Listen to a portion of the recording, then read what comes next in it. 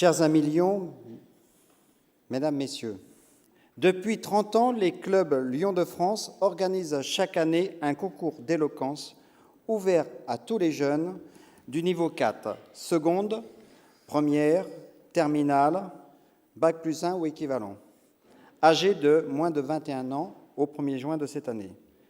Pour ce concours 2018, les candidats ont prononcé face à un nombreux auditoire Lyon un discours de 8 à 10 minutes, chrono à l'appui, sur le thème retenu d'une citation de Jean Rostand. « La science a fait de nous des dieux avant même que nous méritions d'être des hommes. » Le jury bénévole était composé de Anne Pellerin, docteur en médecine, bien sûr gouverneur 2017-2018 du district Normandie, Anne Conin, diplômée ESG, journaliste télévision et rédactrice, Elisabeth Landerin, avocate au barreau de Lyon, comédienne d'art dramatique à New York et bien sûr coach en expression orale, Yasmine Bentabed, docteur en littérature française, docteur en gestion et communication culturelle, présidente de l'association ARA et bien sûr metteur en scène et comédienne. Je ne l'oublie pas, Maxime Cacciotolo, master en relations internationales chargé de projet auprès du secrétaire général du réseau des villes Euramed, chargé de cours à l'Institut européen. Et bien sûr aussi, président 2017-2018 des Léos de France. Merci au corps enseignant, à nos amis de nous avoir aidés, soutenus tout au long du parcours des jeunes candidats. Encore merci et bravo aux candidats dont les formidables prestations forcent le respect. Que de talent. Merci à Philippe Aristide et son épouse de m'avoir secondé auprès du secrétariat lors de ce concours. Merci à Gérard Gondry, responsable webmaster du district Ouest du club de Lannion, d'avoir confectionné les diplômes. Merci aussi à Frédéric Motolet, élu hier à la Commission nationale Jeunesse et Léo 2018-2019, de m'avoir secondé. Merci encore à Anne Pellerin, en charge de la Commission nationale Jeunesse et Léo, également à tous ceux qui, grâce à leurs engagements et participations, ont offert à tous les candidats un formidable accueil. Il y avait 15 candidats retenus pour cette finale. Nous les saluons et je crois qu'on peut, malgré qu'il y en a qui sont déjà partis, nous pouvons les applaudir.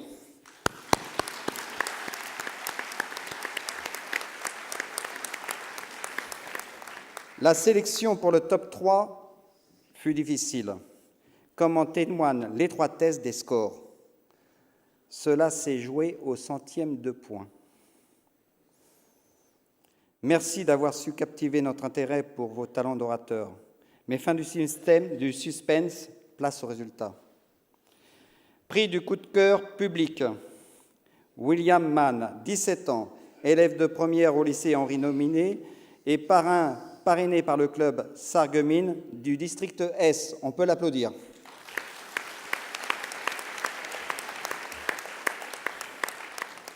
Troisième prix, le même, William Mann, 17 ans, toujours du district S. Il a aussi gagné le troisième prix.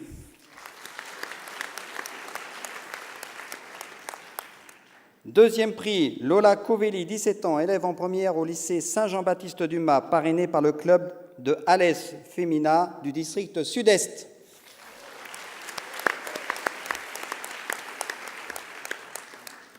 Et bien sûr, premier prix, Madeleine Gravelaine, 18 ans, Sciences Po Paris. Elle est à côté de moi. Et sans plus attendre, je passe le témoin à Madeleine, notre lauréate, et je vous remercie de son écoute, de votre écoute. Merci.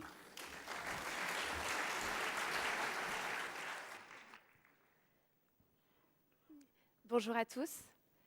Je m'appelle Madeleine Gravelaine, je suis étudiante en première année à Sciences Po Paris, j'ai 18 ans. Je suis parrainée par le club Paris-Port-au-Lyon 2 et je représente le district de Paris.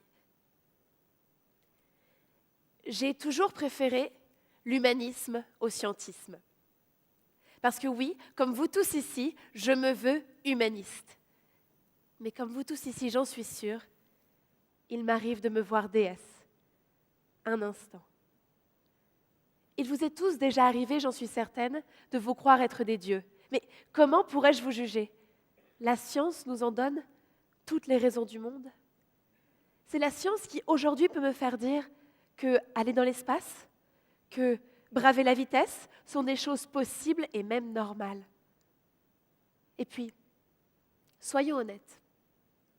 Qui ici ne s'est jamais senti invincible au volant de sa voiture? Qui dans cette salle ne s'est jamais cru immortel après une guérison soudaine? Qui enfin osera dire qu'il n'a jamais ressenti ce sentiment de puissance que procure un décollage en avion? Et tout ça, c'est la science qui le permet. Et c'est à cela que Jean Rostand fait référence quand il dit « nous ». C'est à ce sentiment commun, c'est à cette impression commune. Par ce « nous », Jean Rostand se veut inclusif. De vous, de moi, de nous. Alors, si vous me demandez si les hommes sont des dieux, moi je vous dirais que oui. Oui, l'homme est un Dieu, parce qu'il a tout fait pour le devenir. L'homme a travesti la science. Il l'a transformée en arme de destruction. Il en a fait l'objet de sa vanité dont la démesure ferait pâlir jusqu'à Jupiter. L'homme a perverti son paradis. Il l'a créé à son image. L'homme a inventé le feu avec lequel il s'est brûlé. Il a créé les inégalités qu'il subit. L'homme a développé la science qu'il empoisonne. Si l'histoire de notre monde devait se résumer qu'en quelques instants, celle de la science, des dieux et des hommes s'arrêterait sur ces 3 dates. 22 juin 1633. Galilée, à la table des accusés, se repent. Il reconnaît que non, la Terre ne tourne pas autour du Soleil. Il admet que oui, il s'est trompé. Il nie la science et donne raison aux hommes pour se sauver. Mais Galilée n'est pas un dieu. Galilée n'a jamais prétendu en être un. Galilée est un scientifique qui ne cherche qu'une seule chose, montrer que pourtant, elle tourne. 16 juin 1917, Verdun. Tous les poilus sont enfermés dans la tranchée. Ils ont froid, ils ont peur, ils ont faim. Ils vont se battre, ils vont défendre. Certains vont vivre, d'autres vont mourir. Leur vie ne tient plus qu'à l'étanchéité de leur masque à gaz, qu'à la force de résistance de leur casque contre les éclats d'obus. Objet de science. Mais ces soldats ne sont pas des dieux. Ces soldats que la science va tuer sont des hommes qui avaient eux aussi des êtres à aimer. 6 août 1945.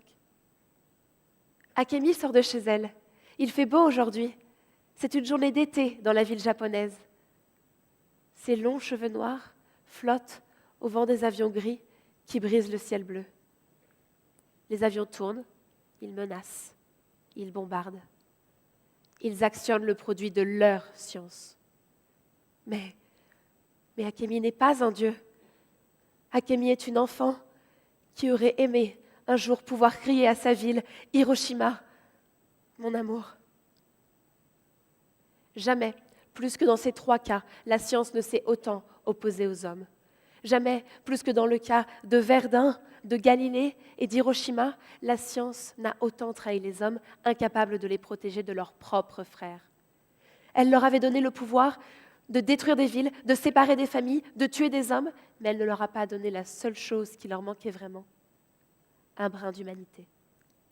Si l'homme a l'homme à aimer, il a aussi la science pour le détruire.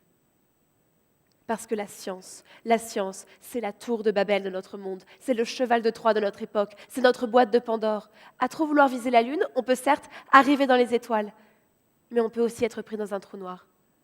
Alors souvent, à trop chercher à être des dieux, on en oublie simplement de vouloir être des hommes. nous sommes devenus les enfants ingrats de nos ancêtres. Nous avons oublié ce qui importait vraiment, de d'abord mériter d'être humain avant de chercher à atteindre l'Olympe. Alors oui, je sais. Vous me direz pessimiste, mais moi je me dirais réaliste. Vous me direz décliniste, mais moi je me dirais observatrice. Vous me direz contre la science, je me dirais contre le mensonge. Parce que non, mesdames et messieurs, la science n'a pas fait de vous des dieux. La science est beaucoup plus pernicieuse. Elle s'est immiscée dans nos esprits. Elle a pénétré nos cœurs. Elle intègre nos pensées, au point que nous soyons tous ici, en ce moment même, dans cette salle, tiraillés entre prétention divine et rationalité humaine. La science a ce pouvoir, elle a cette faculté de nous faire douter jusqu'à notre propre humanité. Croire que les hommes ont besoin de la science pour être des dieux, c'est bien sous-estimer les humains, qui ont, dans ce domaine, une imagination plus que fertile. Moi, qui ai la chance d'étudier la politique, je peux vous le dire, les hommes n'ont besoin que de 2 choses pour se croire être des dieux. Une poignée d'électeurs et 4 minutes d'antenne sur BFM TV. Alors oui, je persiste et je signe, l'homme est bien un animal terrestre, leurré par les reflets dorés de sa propre technologie. Mais arrêtons-nous un instant. Arrêtons-nous et réfléchissons. Combien de villes seraient encore debout? Combien de vies auraient été sauvées? Et combien de familles seraient encore réunies si l'homme n'avait pas été emporté par l'ouragan de sa prétention scientifique? Mais moi, je ne suis pas en train de dénigrer la science, non.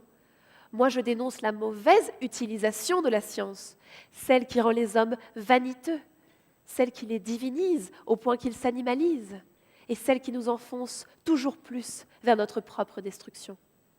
Mais moi, je crois et je sais qu'il peut exister une science profondément humaine, une science qui ne fait pas de l'homme un dieu, non, une science qui lui fait mériter d'être un homme. Et ça c'est la science de Marie Curie, c'est la science de Louis Pasteur, c'est la science d'Alan Turing. C'est cette science qui doit guider nos pas, inspirer nos vies et nous montrer le chemin. Alors oui, j'ai toujours préféré l'humanisme au scientisme. Peut-être par naïveté, sans doute par trop d'espoir. Mais au nom des poilus de Verdun, au nom de Galilée, au nom d'Achémie et de tous les autres, emportés par la prétention humaine, je continuerai à préférer l'humanisme au scientisme. Et il n'y a qu'un seul pouvoir que la science ne pourra détruire. Ce pouvoir n'est ni divin, ni scientifique. C'est un pouvoir humain, exclusivement humain. Ce pouvoir, c'est celui de la parole. Alors ensemble, aujourd'hui, soyons tous conscients, avant que la science ne ruine aussi notre âme d'orateur. Merci.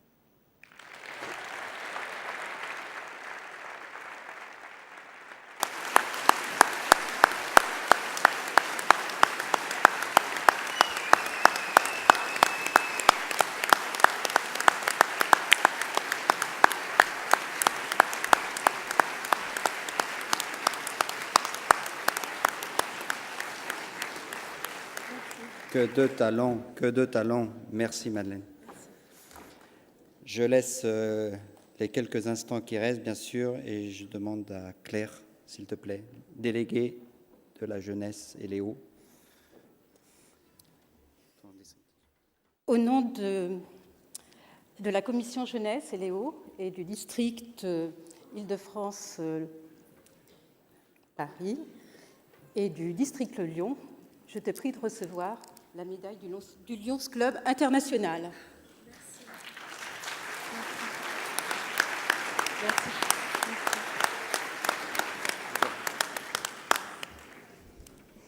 Bien, je me joins aux félicitations qui ont été adressées à Madeleine et je voulais simplement vous dire que l'ancienne Léo que je suis est aujourd'hui un gouverneur heureux d'avoir pu accompagner tout au long de cette année la commission jeunesse dans ses nombreuses activités, car il y a bien sûr le concours d'éloquence, mais il y a aussi les échanges internationaux, IEC, Il y a d'autres activités, il y a les Léo. Ce concours d'éloquence est aussi une très belle vitrine de notre lyonisme vis-à-vis du monde extérieur. Et comme nous l'avons évoqué ce matin avec tous nos défis mondiaux, mais il y a aussi des jeunes qui, Dieu merci, sont en bonne santé, qui, Dieu merci, n'ont pas faim, mais à qui nous pouvons apporter notre aide, nous pouvons apporter une contribution en les aidant à aller sur le chemin de l'excellence, en allant toujours plus haut et plus loin, et nous remplissons aussi une très belle mission. Merci à vous tous.